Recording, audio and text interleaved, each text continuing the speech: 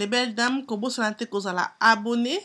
puis vous cliquez sur la cloche pour voir ma vidéo sur Yassika. Merci. Bonjour les belles dames, bienvenue sur La Rochelle. Le la même bino vraiment recette encore vraiment qui toko tout dans la cuisine. J'espère que recette oyo et que ça implique na la cuisine na bino na banzoto na bino. Le la même bino jus aux allergies à détox pour na nettoyer les bons na biso pour na kolongola ba fat na nzoto na biso zali green juice donc je m'en la vert vraiment bien pour na ko za toujours que les bons na biso ezala yakokita. Donc on a comment mélanger au presque nyonso na koki koloba pona naza na posa ke nakita pona ye monene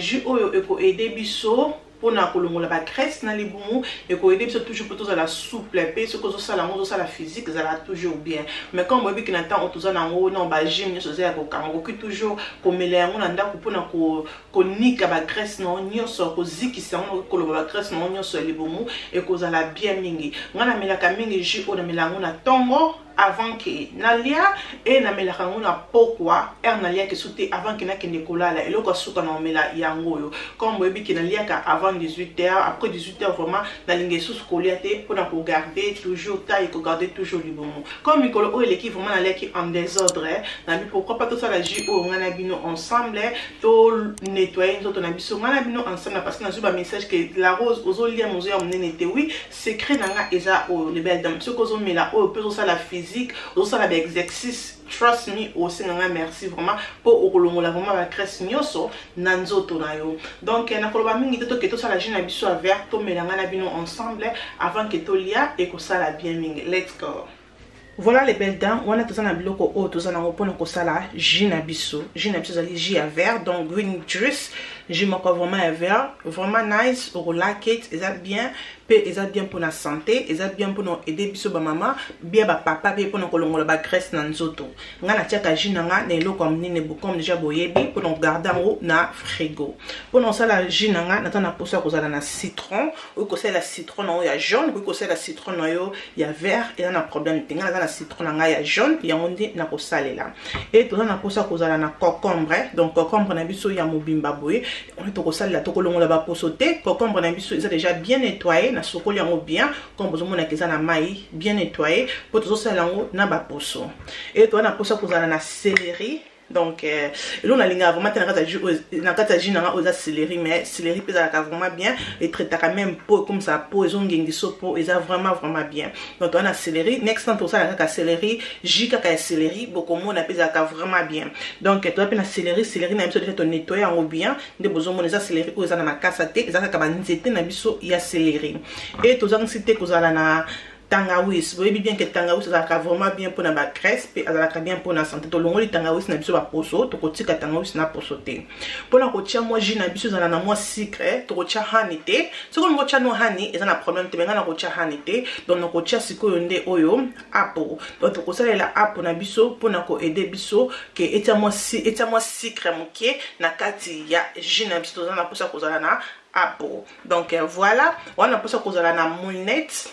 non on a pas to mixer bleu quoi ça là ensemble donc on a pas ça kozala na moulnette et on a pas ça pas kozala na apple cider boy ba maman tout ça nga apple cider taste donc maman o abota ozolinga ki o lose weight na ndako na yo il faut toujours kozala na apple cider na ndako ezalaka vraiment important même na ti o sali mo tino a rouge ozo mo lutu no ko apple cider o boaki na kati ezalaka vraiment bien apple cider faut pas tout ça nsango na ndako. OK les belles dames na yakinacha mai ya coconut mais mai ya coconut izate donc em sa sombelinga ozala ke milk ya coconut na kina pusa milk ya coconut na kina pusa mai ya coconut mais na wuti na shop mai ya coconut izate surtout celle na biso mai et na problème te parce que mai ya coconut ngeke sana onka moi goût moko ya bien na kati ya jus na biso o mais c'est pas grave attends next time no cha mai ya to cha jus na biso coconut so eloko to ko sala na ko kata concombre donc petit concombre nanga pour nous la concombre nyonso na chango na moulnette donc et na kokata pe tangawizi na tie la moulnette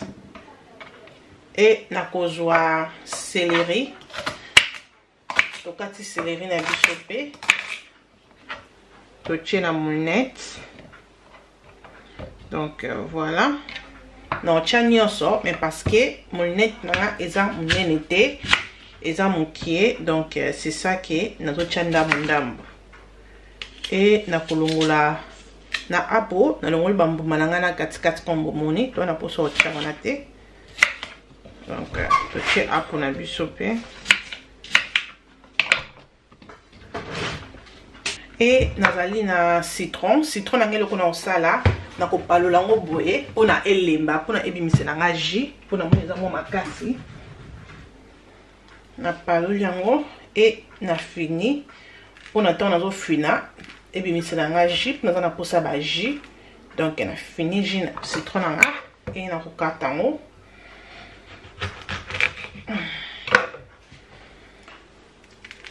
donc pour moi ce qu'on dit jus vraiment ebimi pour to paloli yango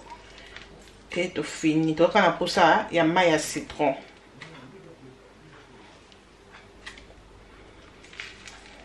et to kozwa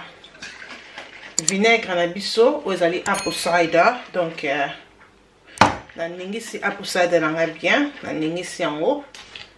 et na kocha cuillère nanga moko na kati kombo moni wana na bakisi encore deuxième cuillère c'est bon et to kocha mai ce que ozali na mai ya coconut on kocha na mai ya kokoti donc mai ya kokoti za ka pibie basaka guma ko ya kitoko mais na shop na shop ezate donc moi na tia mai ya kokoti ezate mais na kocha mai na normal donc na kocha mai na kati na tia mai na mobimba te kombo moni mai esuki biso quelque part wana kombo zomona pour que nesco comme mélanger nyonso ensemble donc il faut mélanger nyonso ensemble et voilà les belles dames on a toniki jina biso to mélanger en très bien et comme biso boye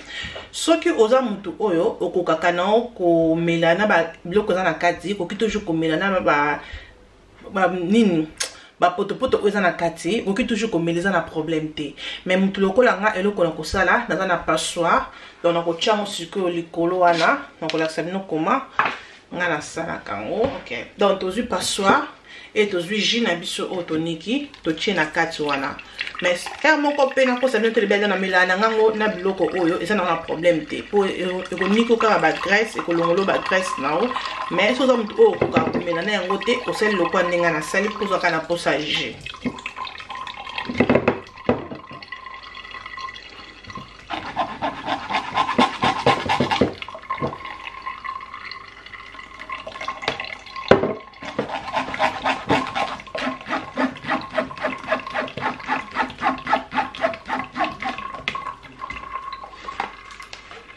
et to tie mai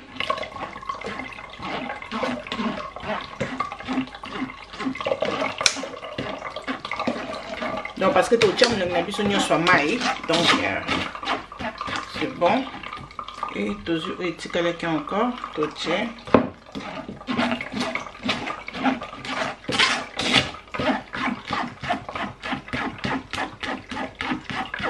ba o batala déjà vidéo ya concombre ya jina biso concombre bo mona jina ngana mela kango na mela o même na biloko na biso oyo na kati donc ce que ça muto ko kaka ko toujours ko mela mais ce que muto ko rater au sali comme ça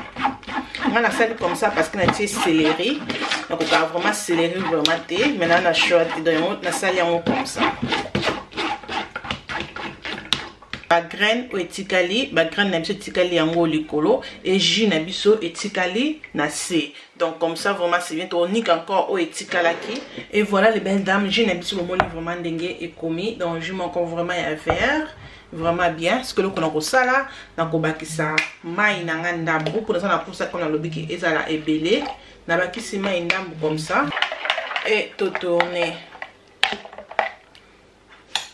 na kochela bino jus na ngai na vert pour mo na couleur na ndenge ezali donc jus na biso ekozala biso comme ça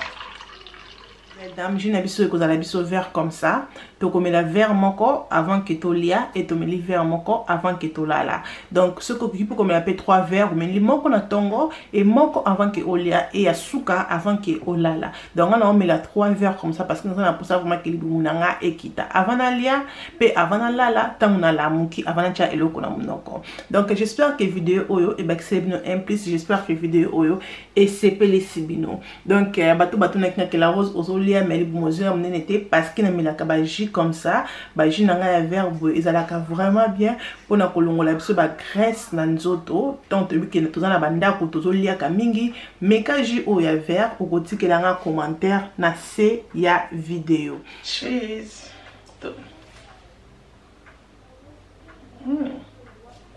sco boye tiens na frigo et zo moi ma lili o mélange très bien. Par contre, on peut sortir miel thé. Nous quand on tient apple et ça y rend vraiment bien.